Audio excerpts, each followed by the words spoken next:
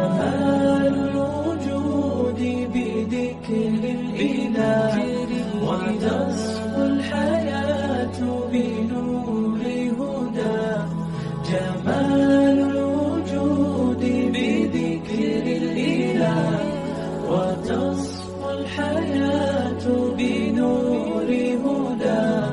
وتطرب نفس له طاعة ويبلغ سعد إلى منتهى. جمال الوجود بذكر الإله وتصفو الحياة بنور هدى. جمال الوجود بذكر الإله وتصفو الحياة بنور هدى. وتطرب نفس له طاعة ويبلغ سعد إلى منتهى.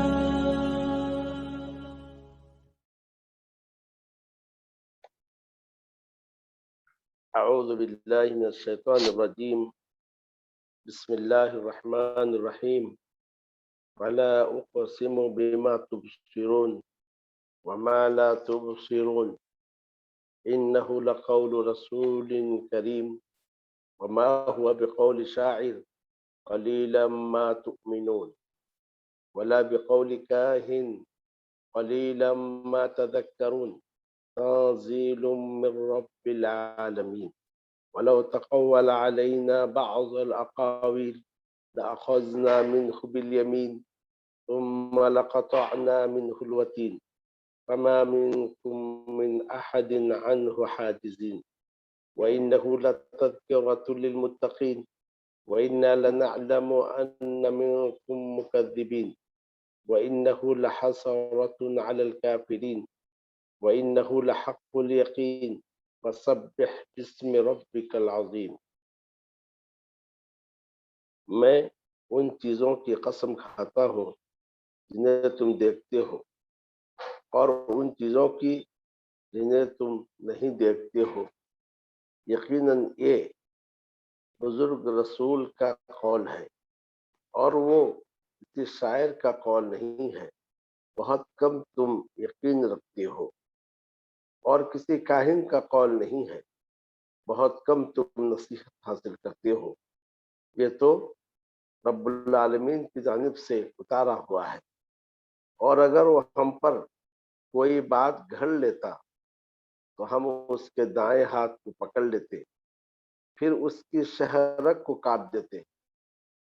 میں سے کوئی اس سے روکنے والا نہ ہوتا. یقیناً وہ البتہ متقیوں کے لیے نصیحت ہے، اور یقیناً ہم جانتے ہیں کہ تم میں سے بعض جھٹلانے والے ہیں، اور یقیناً یہ کافروں پر حسرت ہوگی، اور بے شک یہ یقینی حق ہے. بس آپ اپنے عظیم رب کے نام کی پاکی بیان کیجیے. برادران اسلام اور خواتین، یہ آیتیں جن کی تلاوت اور ترجمہ آپ نے سنا، یہ سورہ الحاقہ کی آخری آیتیں ہیں. سورہ الحاقہ کا مضمون، جیسا کہ اس سے پہلے آپ کو بتایا گیا ہے کہ اس سورت کا مرکزی مضمون قیامت کی اس بات ہے. قرآن مجید اور نبی اکرم صلی اللہ علیہ وسلم کی حقانیت کو اجاگر کرنا ہے. یہ تین چیزیں اس سورت کے مرکزی مضامین میں ہیں. سورت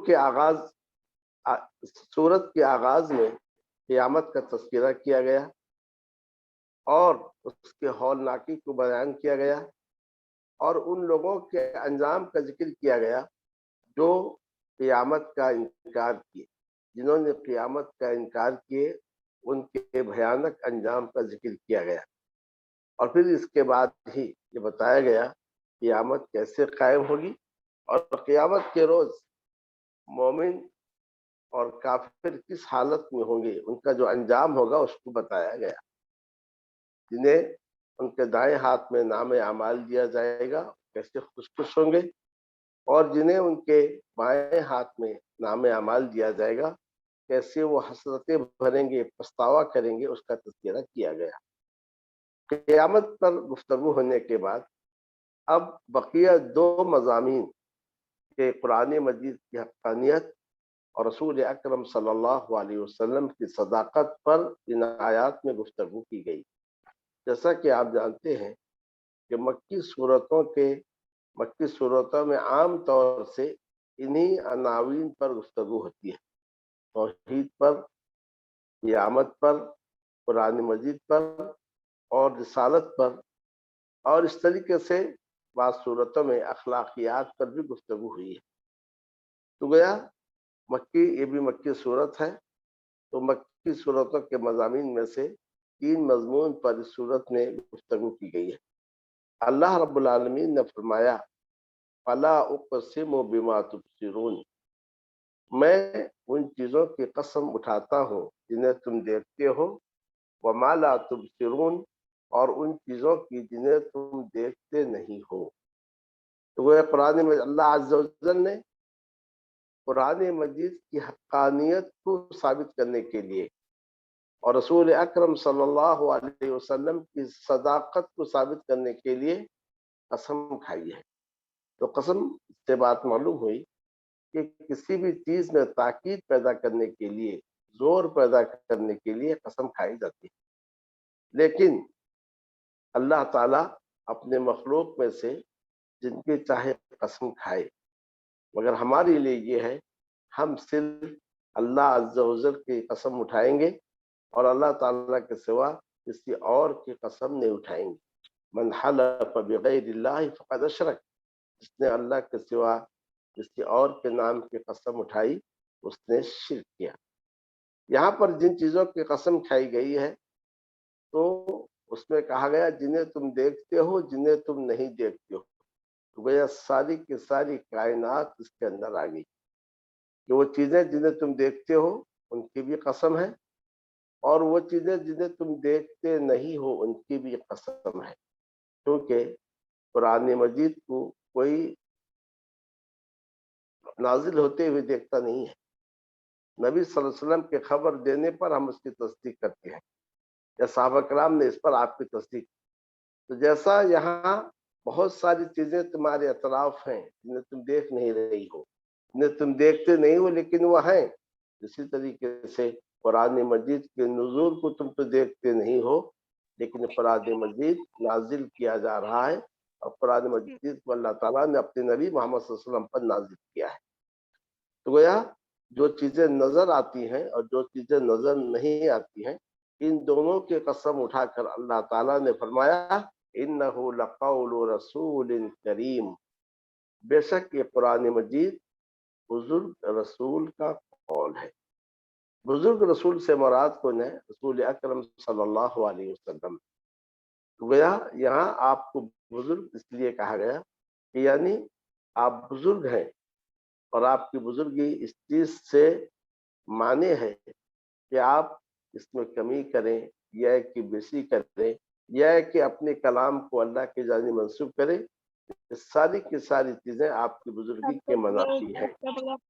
آپ صلی اللہ علیہ وسلم بزرگ ہیں، گویا کسی ایسے بات کو جو اللہ کا کلام نہ ہو آپ اسے اللہ کا کلام نہیں کہیں گے، اور اللہ کے کلام میں نہ آپ اضافہ کریں گے اور نہ آپ زیادتی کریں گے، تو بے شک یہ کلام بزرگ رسول کا قول ہے۔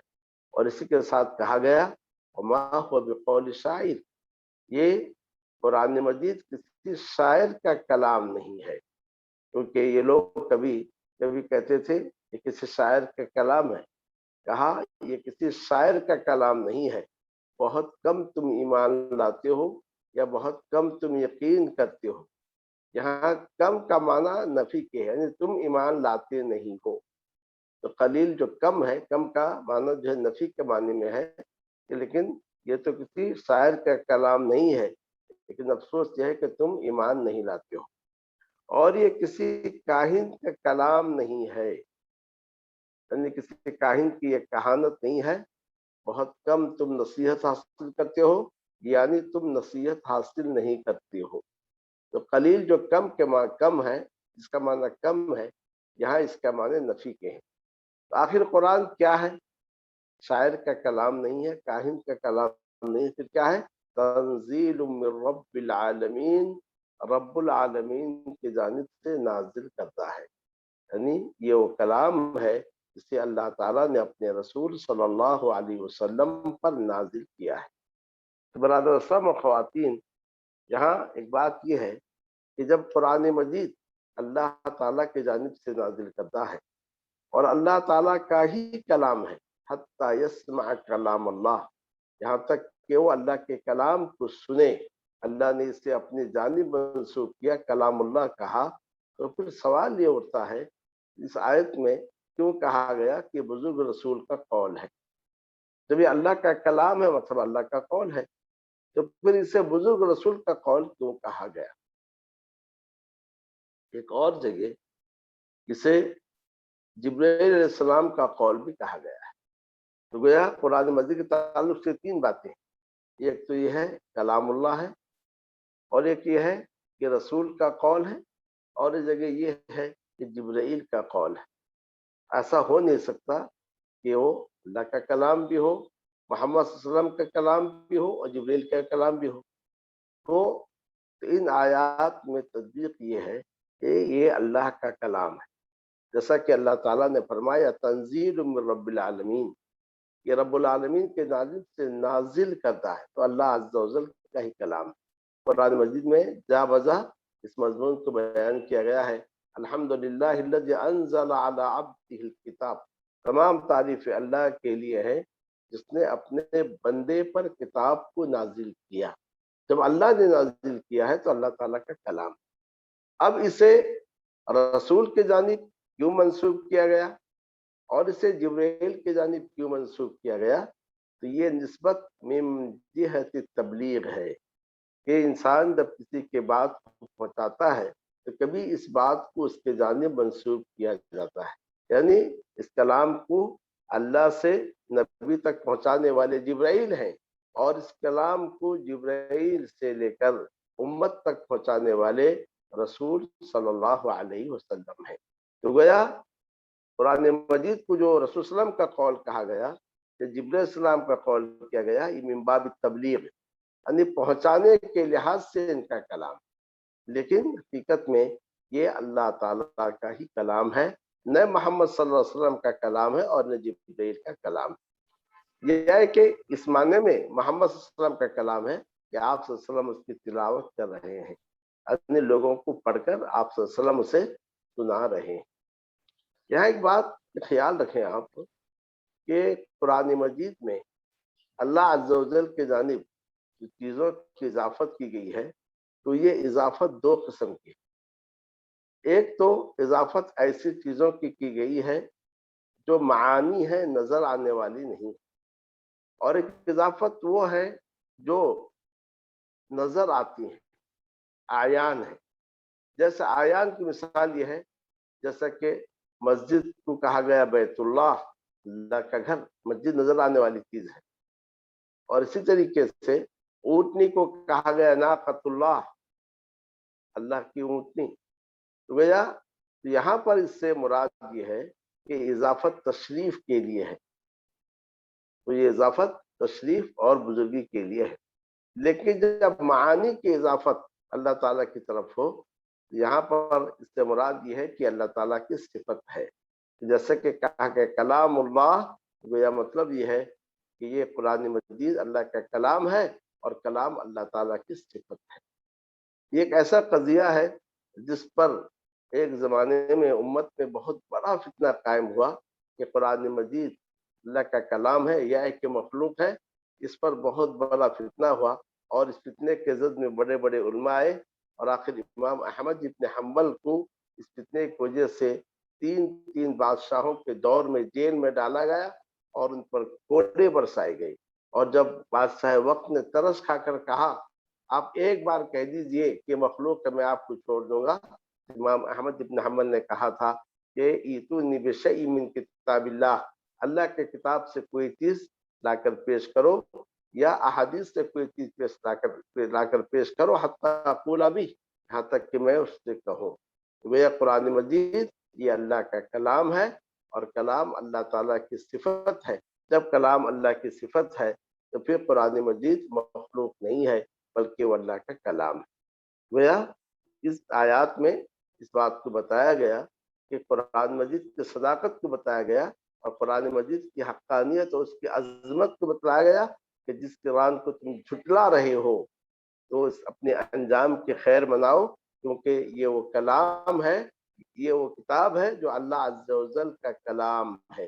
اسی لیے قرآن مجید کی تعریف یہ القرآن کلام اللہ، قرآن اللہ کا کلام ہے جسے اللہ تعالیٰ نے جبرائیل امین کے ذریعے نبی اکرم صلی اللہ علیہ وسلم کے سینے پر نازل کیا، اور یہ وہ کلام ہے جس کی تلاوت عبادت ہے، اور یہ وہ کلام ہے جو اپنی جگہ معجزہ ہے، اور پھر یہ وہ کلام ہے جس کا آغاز سورہ فاتحہ سے ہے اور جس کی انتہا سورہ الناس سے ہے۔ تو یہ ہے قرآن مجید کی تعریف۔ ان آیتوں میں قرآن مجید کی جانب سے دفاع کیا گیا کہ کسی شاعر کی شاعری نہیں، کسی کاہن کی کہانت نہیں، بلکہ یہ اللہ عز و جل کی جانب سے نازل کردہ ہے۔ جب یہ اللہ عز و جل کی جانب سے نازل کردہ ہے تو پھر تم اسے مت جھٹلاؤ، تم اگر اسے جھٹلاؤ گے تو پھر اپنے انجام کو بھی سمجھ لو۔ اب اس کے بعد قرآن مجید کی مزید حقانیت کو یوں اجاگر کیا گیا، اگر یہ قرآن نبی کا کلام ہوتا یا ایک نبی اپنی طرف سے کچھ کہہ کر اسے اللہ کی جانب منسوب کرتے تو ہم نبی کے دائیں ہاتھ کو پکڑ لیتے اور پکڑ کر ان کی شہرک کو کاٹ دیتے، یعنی ہم نبی کو زندہ نہ چھوڑتے۔ تو جب نبی صلی اللہ علیہ وسلم کے شہرک کو کاٹا نہیں گیا اور آپ نے اپنی عمر مکمل کر لی، تو اس کا مطلب یہ ہے کہ یہ قرآن اللہ عز و جل کا کلام ہے، اور نبی صلی اللہ علیہ وسلم نے اللہ عز و جل کے کلام میں ایک نقطے کا بھی اضافہ نہیں کیا ہے اور ایک نقطے کو بھی کم نہیں کیا ہے۔ اللہ عز و جل کی جانب سے جو کچھ آپ پر نازل ہوئی اسے آپ صلی اللہ علیہ وسلم نے اپنی امت تک پیش کر دیا۔ اس لیے اللہ تعالیٰ نے فرمایا وَلَوْ تَقَوَّلَ عَلَيْنَا بَعْضَ الْأَقَاوِيلِ، اگر یہ نبی ہم پر بعض بات کو گھڑ لیتا یا کوئی بات گھڑ لیتا، یعنی کوئی بات گھڑ کر جسے ہمارے جانب منسوب کرتا، لَأَخَذْنَا مِنْهُ بِالْيَمِينِ، تو ہم اس کے دائیں ہاتھ کو پکڑ لیتے، ثُمَّ لَقَطَعْنَا مِنْهُ الْوَتِينَ، پھر ہم اس کے شہرک کو کاٹ دیتے۔ ہم اس کے دائیں ہاتھ کو پکڑ لیتے یا پھر دائیں ہاتھ سے اسے پکڑ لیتے۔ اگر یہ ترجمہ کریں گے دائیں ہاتھ سے اسے پکڑ لیتے، یہ اس لیے کہ انسان جب کسی چیز کو دائیں ہاتھ سے پکڑتا ہے تو اسے مضبوطی کے ساتھ پکڑتا ہے، تو دونوں معنی ہیں، ہم اس کے دائیں ہاتھ کو پکڑ لیتے یا دائیں ہاتھ سے اسے پکڑ لیتے، پھر ہم اس کے شہرک کو کاٹ دیتے، اور ایسی صورت میں فَمَا مِنْكُمْ مِنْ أَحَدٍ عَنْهُ حَاجِزِينَ، تم میں سے کوئی اس سے روکنے والا بھی نہیں ہوتا، یعنی ہم جب اس کے شہرک کو کاٹ دیتے تم میں کا کوئی جو ہے اس سے نہ روکتا اور نہ اس کو کوئی بچاتا۔ وہ اس طریقے سے اس میں بھی یہ بات بتائی گئی کہ قرآن مجید کی عظمت کو بتلایا گیا اور قرآن مجید کی حقانیت اور قرآن مجید کی صداقت کو بھی بتلایا گیا۔ جہاں قرآن مجید کی جانب سے دفاع کیا گیا ہے اور کہا گیا شاعر کا کلام نہیں، کاہن کا کلام نہیں ہے، اور اسے یہ نبی اپنی طرف سے گھڑ کر پیش نہیں کر رہا ہے، تو خود اس کے اندر بھی نبی اکرم صلی اللہ علیہ وسلم کی صداقت کو بیان کیا گیا ہے کہ یہ نبی سچا نبی ہے، یہ نبی کوئی ایسی چیز کو لا کر پیش نہیں کر رہا ہے جس میں جھوٹ۔ قرآن مجید کی مزید عظمت کو یہ بیان کیا گیا وَإِنَّهُ لَتَذْكِرَةٌ لِّلْمُتَّقِينَ، یہ وہ کتاب ہے جو متقیوں کے لیے، پرہیزگاروں کے لیے تذکرہ ہے۔ تذکرہ ہے یعنی نصیحت ہے۔ قرآن مجید ساری انسانیت کے لیے تذکرہ ہے، ساری انسانیت کے لیے نصیحت ہے، لیکن یہاں پر اس سے متقیوں کے لیے نصیحت کیوں کہا گیا؟ تو یہاں اس سے متقیوں کے لیے نصیحت اس لیے کہا گیا کہ متقی لوگ ہی اس سے فائدہ اٹھاتے ہیں، جو اللہ سے ڈرے گا، جو نصیحت حاصل کرنے کی کوشش کرے گا، جو رائے حق کا متلاشی ہوگا، وہی قرآن مجید سے فائدہ اٹھائے گا۔ لیکن جو قرآن مجید اس لیے پڑھے کہ اسے حق کی تلاش نہیں ہے، بلکہ عیب ڈھونڈنا ہے یا شبہ پیدا کرنا ہے، تو پھر گمراہ ہوتا ہوا چلا جائے گا۔ اس لیے آپ دیکھیں گے قرآن مجید کے تعلق سے دوسری جگہ کہیں کہا گیا ہدی للناس اور کہیں کہا گیا ہدی للمتقین۔ جہاں ہدی للناس کہا گیا تو مطلب یہ کتاب سارے لوگوں کو ہدایت کی راہ بتلاتی، لیکن جہاں کہا گیا ہدی للمتقین، یہ قرآن مجید متقیوں کے لیے ہدایت ہے، یہاں ہدایت سے مراد یہ ہے کہ اس سے متقی لوگ ہی ہدایت حاصل کرتے ہیں۔ ہدایت سے مراد ہدایت توفیق ہے۔ اس کے بعد اللہ تعالیٰ نے دھمکی دی اور کہا وَإِنَّا لَنَعْلَمُ أَنَّ مِنْكُمْ مُكَذِّبِينَ، اور یقیناً ہم جانتے ہیں بے شک تم میں سے بعض اس کتاب کو جھٹلانے والے ہیں۔ تم اس کتاب کو جو جھٹلاتے ہو یا آگے جو جھٹلانے والے ہیں، ان کے بارے میں ہمیں علم ہے۔ وَإِنَّهُ لَحَسْرَةٌ عَلَى الْكَافِرِينَ، یاد رکھو یہ کتاب کافروں کے لیے حسرت کی باعث ہے۔ حسرت کے باعث دو وجہ سے ہے۔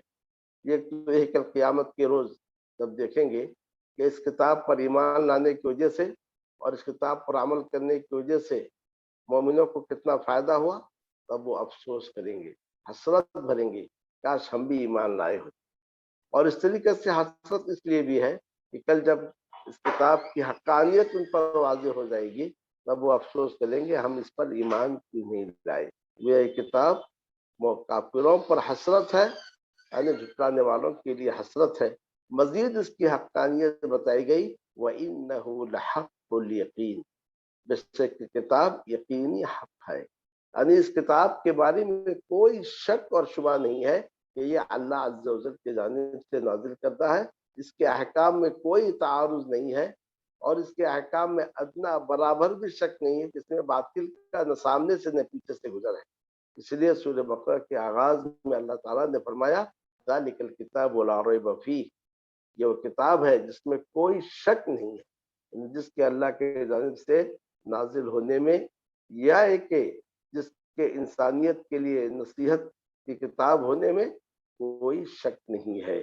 وَإِنَّهُ لَحَقُّ الْيَقِينِ، بے شک وہ یقینی حق ہے۔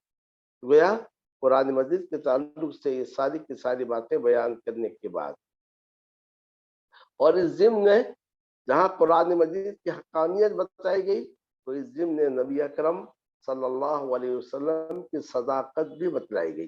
قرآن مجید کی حقانیت کو اجاگر کرنے میں نبی صلی اللہ علیہ وسلم کی صداقت بھی داخل ہے، اور نبی صلی اللہ علیہ وسلم کی صداقت کو جہاں اجاگر کیا جائے گا کہ آپ سچے رسول ہیں، وہاں قرآن مجید کی حقانیت بھی خود بخود آ جاتی ہے۔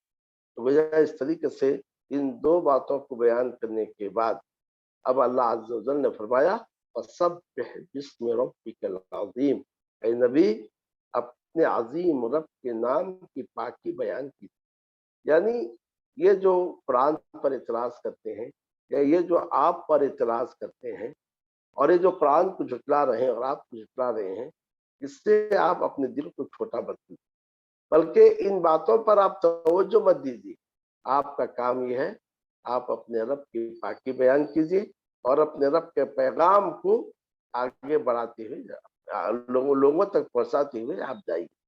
اس میں دعات کے لیے ایک طرح سے جو ہے ہدایت دی گئی ہے کہ میدان دعوت میں جو تکلیفیں ہوتی ہیں اور جو پریشانیاں آتی ہیں، اور یقیناً پریشانیاں آئیں گی ہی، تو ان پریشانیوں کا مقابلہ کرنے کی بہترین صورت یہ ہے انسان اپنے آپ کو اذکار کے قلعہ میں بند کر لے۔ سبحان اللہ، الحمدللہ، لا الہ الا اللہ، اللہ اکبر۔ اس طریقے سے انسان جب اذکار کرتا رہے گا کثرت سے، تو ان اذکار کی وجہ سے تو اس کے دشمنوں کی باتوں سے اس پر کوئی اثرات مرتب نہیں ہوں گے۔ تو لہذا آپ اپنے عظیم رب کے نام کی پاکی بیان کیجیے، یعنی اللہ تعالیٰ کی جانب لوٹیے، اور اس طریقے سے اس کی تسبیح اور اس کی تحمید اور اس کی کبریائی اور اس کی عظمت اور اس کی بڑائی کو آپ بیان کرتے جائیے۔ برادر اسلام اور خواتین، ان आयात में आपने देखा कि कुरान मजीद की हक्कानियत को बताया गया और नबी सल्लल्लाहु अलैहि वसल्लम की सदाकत को भी बतलाया गया है। किसी नबी की सदाकत के लिए आम तौर से उसे मुअजिजा दिया जाता है और मुअजिजे के जरिए से उसकी सदाकत को उजागर किया जाता है, जबकि ये कोई जरूरी नहीं है कि मुअजिजा से ही उसकी सदाकत साबित हो, बल्कि मुअजिजा के अलावा और चीजों से भी नबी की सदाकत वाज़ेह होती है।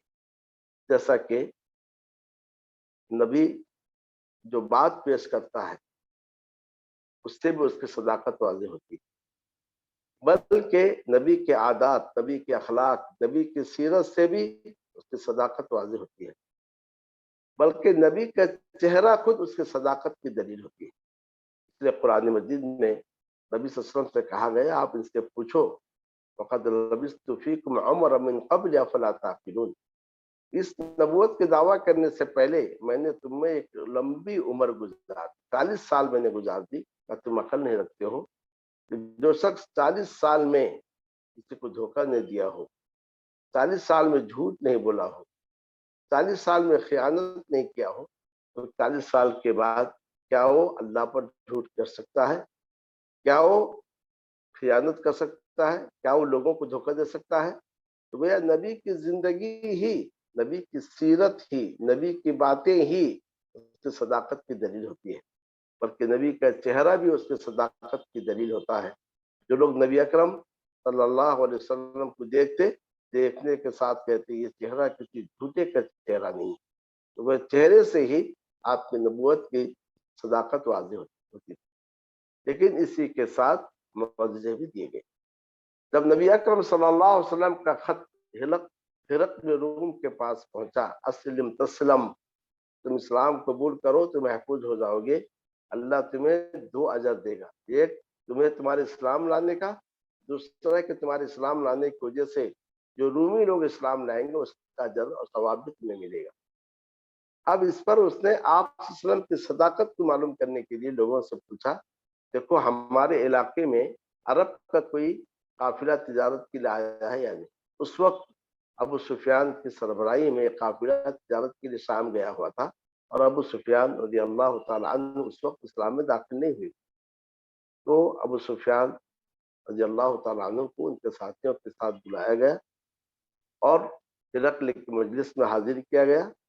हिरक़्ल ने अबू सुफियान को कहा कि मेरे तरफ चेहरा करो, और अबू सुफियान के पीछे उनके साथियों को बैठाया और इन साथियों से कहा कि मैं इस शख्स से एक नबी के बारे में सवाल करने वाला हूँ, अगर ये झूठ कहे तो पीछे से इशारा कर देना। अबू सुफियान ये कहते अगर मुझे ये खदशा न होता, हया इस बात से माने न होती कि लोग ये कहेंगे कि अबू सुफियान ने झूठ कहा है, तो मैं जरूर कुछ न कुछ कह देता, लेकिन हया इस बात से माने हुई कि मैं झूठ कहूँ, कि लोग मुझसे झूठा कहें, मुझे झूठा कहें, तो इससे डरते हुए मैंने झूठ नहीं कही। तो सवाल उसने हिरक़्ल ने क्या कहा कि जो शख्स तुम में नबूवत का दावा किया है वो उसका नसब कैसे है? क्या उसके आबा और अजदाद में किसी ने जो है बादशाहत का दावा किया? क्या इसके आबा और अजदाद में कोई सरदार थे? क्या इसने यह है कि क्या इसके कौम में से किसी ने इस चीज का दावा किया है? ऐसे मुख्तलिफ किस्म के सवाल किए और कहा जो इस पर ईमान लाते हैं वो ज्यादा होते हैं, कम होते हैं? क्या ईमान लाने के बाद कोई मुर्तद होता है? और तुम्हारे उनके दरमियान में लड़ाई कैसी है? मुख्तलिफ सवाल करते हुए आखिर में उसने पूछा, मादा यदउकुम, ये नबी तुम्हें किन बातों के जानिब दावत देता है? तो नबी सल्लम की सीरत के ताल्लुक से पूछा, हल यकज़िब, या कभी उसने झूठ कहा है? हल यक़दिर, क्या वो तुम्हें धोखा देता है? तो वह इन सवालात में आप देखेंगे नबी सल्लम की सदाकत को जानने के लिए उसने आप सीरत को जांचा, आपके नसब को जांचा और आपकी जिंदगी के बारे में पूछा और आपकी दावत के ताल्लुक से पूछा। तो वह इन चीजों से नबी की सदाकत वाज़ेह होती है। लेकिन इसके बावजूद अल्लाह अज़्ज़ व जल नबी को मुअजिज़े भी देता है, जिन्हें ख़वारिक़ आदात कहा जाता है, कि जो अक्ल के मावरा चीजें होती हैं। تو ان خوارق کے عادات کے ذریعے سے انبیاء کی صداقت کو مزید واضح کیا جاتا ہے، جیسا کہ صالح علیہ السلام کو اٹھنے کا معجزہ دیا گیا، اور جیسا کہ موسیٰ علیہ السلام کو ید بیضا اور عصا کا معجزہ دیا گیا، عیسیٰ علیہ السلام کو جو ہے اس کا معجزہ دیا گیا کہ کسی بیمار پہ ہاتھ رکھیں یا اندھے پر ہاتھ رکھیں یا کوڑ مریض پر ہاتھ رکھیں اس کو شفا مل جائے۔ اس قسم کے جو ہے معجزات دیے گئے۔ معجزات میں اس بات کا خیال رکھا گیا کہ اس دور کے مطابق معجزے دیے گئے۔ صالح علیہ السلام کے دور میں لوگ جو ہے صنعت میں ماہر تھے، پتھروں کو تراشتے تھے، تو ایسا معجزہ دیا گیا جس کا تعلق پتھر سے اونٹنے نکل کر آئی، جو ان کے لیے ایک عجیب بات تھی، ہونا یہ چاہیے تھا کوئی ایمان لے، وہ ایمان نہیں لائے۔ موسیٰ علیہ السلام کے دور میں جادو کا چرچا تھا، ایسا معجزہ دیا گیا کہ جو اس قبیل کا ہو، مگر جادو نہیں ہے، صرف اس قبیل کا ہو، اور جادوگر پہچان لیے کہ جادو نہیں۔ اور عیسیٰ علیہ السلام کے دور میں چونکہ طب اور علاج کا دورہ تھا، تو لہذا اس دور میں ویسا ہی معجزہ ان کو دیا گیا۔ نبی صلی اللہ علیہ وسلم کے دور میں فصاحت اور بلاغت کا دور تھا، تو لہذا نبی صلی اللہ علیہ وسلم کو ایسا معجزہ دیا گیا جو کہ فصاحت اور بلاغت میں اونچے معیار پر ہو، اور جو لوگ حقیقت میں اپنے زبان کے فصیح اور بلیغ مانتے ہیں وہ اس کو دیکھنے کے ساتھ سمجھ جائیں گے، پڑھنے کے ساتھ سمجھ جائیں گے کہ کسی انسان کا کلام نہیں ہے، یہ وہ کلام ہے جو اللہ عز و جل کا کلام ہے۔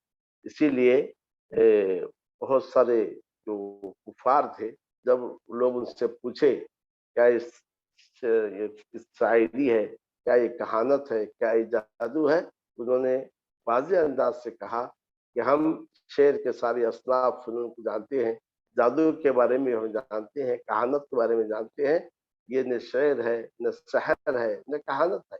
تو اسی لیے نبی صلی اللہ علیہ وسلم کو سب سے بڑا جو معجزہ دیا گیا وہ قرآن مجید کا معجزہ ہے، اور قرآن مجید کے معجزے میں اس کا بھی خیال رکھا گیا اگلے جو انبیاء تھے ان کی نبوت ایک محدود دور کے لیے تھی، انہیں ایسا معجزہ دیا گیا جو ان کے ساتھ ختم ہو گیا، لیکن نبی صلی اللہ علیہ وسلم کی جو نبوت ہے تا قیامت ہے اور ساری انسانیت کے لیے ہے، اسی لیے آپ وسلم کو ایسا معجزہ دیا گیا جو آپ کے بعد بھی باقی رہنے والا تھا، یعنی قرآن مجید کا معجزہ آپ صلی اللہ علیہ وسلم کو دیا گیا۔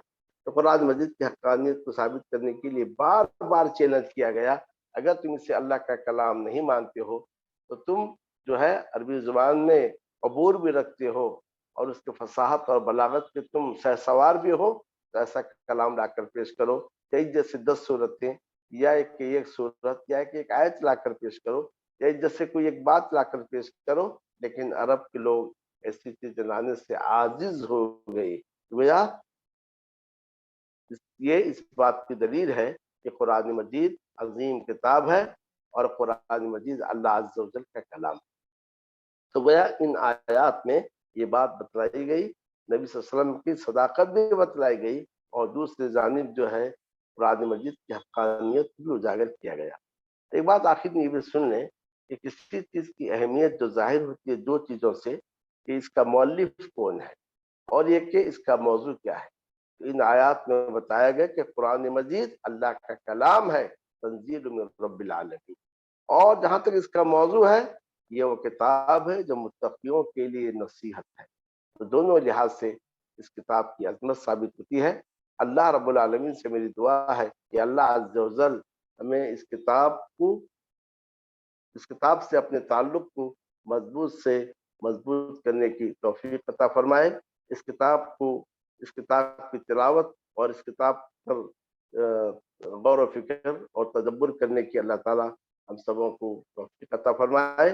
رب العالمین سے میری دعا ہے کہ اللہ عز و جل اس کتاب کو روز محشر ہمارے لیے شفاعت کا ذریعہ بنائے اور ہمارے خلاف حجت نہ بنائے۔ صلی اللہ تعالی علی النبی الکریم وعلی آلہ وصحبہ اجمعین۔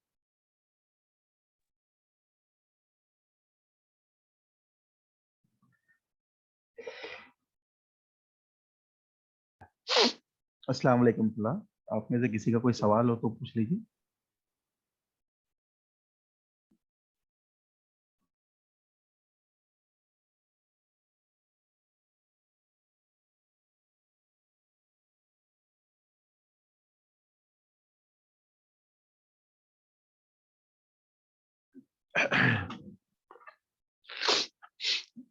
جی کسی کا کوئی سوال نہیں ہے؟